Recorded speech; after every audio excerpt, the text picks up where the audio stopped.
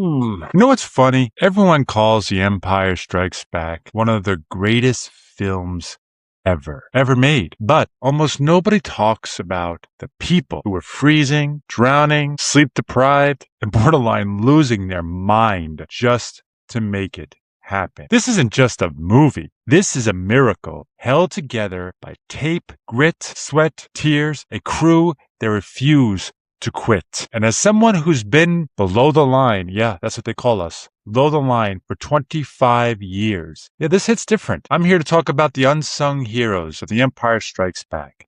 You've heard many reviews, but my review is giving the credit to the crew, the people who deserve the credit who never get the credit. The movie that almost died, Empire Strikes Back. So here's the part nobody tells you. This movie almost didn't happen. Not creatively, financially. George Lucas decided to fund this himself. Amazing. Sounds great, right? Creative freedom. No studios. No studio interference. Until the budget explodes. They go way over. The bank starts sweating. And suddenly, mid-production, there's a very real chance the money disappears. Now, here's what matters. When that kind of pressure hits, it doesn't land on the director first. No, it lands on the crew. Trust me. Schedule tighten, resources shrink, and somehow you're still expected to pull off a masterpiece. And they did. Of course they did. Let's talk about Hoth, where crew members became survivors. Hoth, amazing snow, wintry wonderland. Beautiful, icy battlefield. Yeah?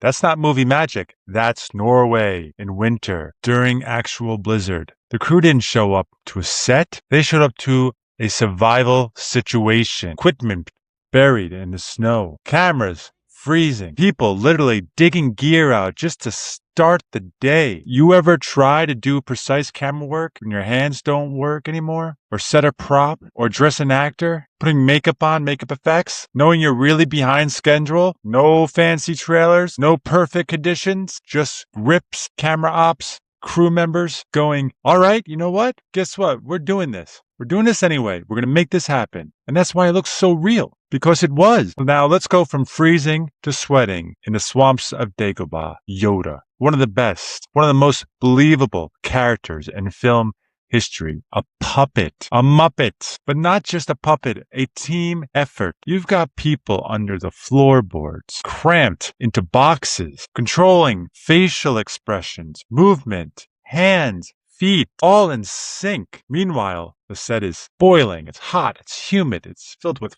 fog, lights blasting down, and everyone's pretending this is peaceful, making a mystical environment. It's not peaceful. It's chaos, but on screen, it's magic. Movie magic, we call it. That's a difference a crew makes. One of my favorite designs and models are the walkers. Let's talk about the AT-ATs or AT-ATs. I know this extreme Star Wars fans. There's a debate there, whatever you like to call them, but the walkers, iconic, right? Yeah. They almost look terrible. The early versions, too stiff, too fake, not convincing at all. So what happens? Do they scrap it? No. You got effects artists sitting there, going frame by frame, 30 frames per second, moving a model centimeter by centimeter, trying to make something feel massive, heavy, real. Months and months and months of work for seconds of footage. And that's the job. The crew members figured it out. And now it's legendary. But here's something else people don't talk about. The director. The director wasn't the obvious choice. And instead of just chasing spectacle, he leaned into emotion, which meant something very important. The crew had to elevate everything. Lighting got moodier. Sets got more detailed. Camera work got more intentional. That shift, that tone, that's not one person. That's departments.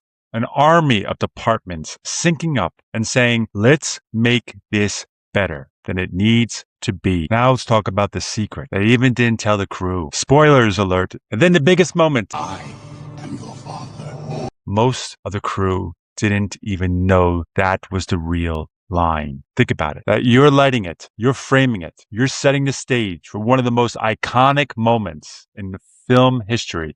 The original line was, Obi-Wan killed your father. But that was just a facade. The crew didn't know what it was, but they still did their job. They still showed up. They still made it look like something amazing. That's trust. That's professionalism. That's crew's life. And this is why I'm doing this channel. Because I've been that person for 25 years. Below the line, early call times, extremely early, working 19-hour days, tight turnarounds, fixing problems nobody else have even seen, MacGyvering things on the spot. Nobody knows your name except those credits that fly by at the end that no one even watches. But without the crew, there is no movie. So, The Empire Strikes Back, a masterpiece. But not just because of the storytelling, not just because of the people, the big names that made it work, because of the small people, when it really shouldn't have. The ones in the cold, the ones under the floor, the ones moving things, centimeter by centimeter, the unsung heroes. And if you ever been one of them, you already know. Best way I could describe it is an iceberg. The tip is majestic and beautiful, and it's all you see. But underneath is a huge base. That tip is your main actors, is your director, maybe a producer, a known writer, and that's it. But that base that's being held up, that base that's holding up that iceberg is your crew, is your wardrobe, your hair, your props, your grips, your camera operators, everyone crafty. There's hundreds of people involved in the production. Pre-production, post-production, production itself. Those are the people who make it happen. I suggest you guys check out the link below, the IMDb page of the crew, and see hundreds of no-names, below-the-liners that made this possible. So guys, my fellow nerds, super geeks, amazing freaks, dark dwellers, and beautiful humans, thank you for listening. Please subscribe. If you love movies as much as I do, you're going to enjoy this channel. So I really focus on below the liners and my perspective in working the film industry and how much I love movies, and I'll share that with you. If not, I appreciate you listening to this video. Maybe you learned something. Who knows? If you want more stories like this, real stories from the crew side of filmmaking, hit subscribe, because we're not just talking about movies here. We're talking about the people who actually make them. And since it's May 4th, may the force be with you. Thank you for watching. Please subscribe and activate the notification button to support the channel. We seriously appreciate your support.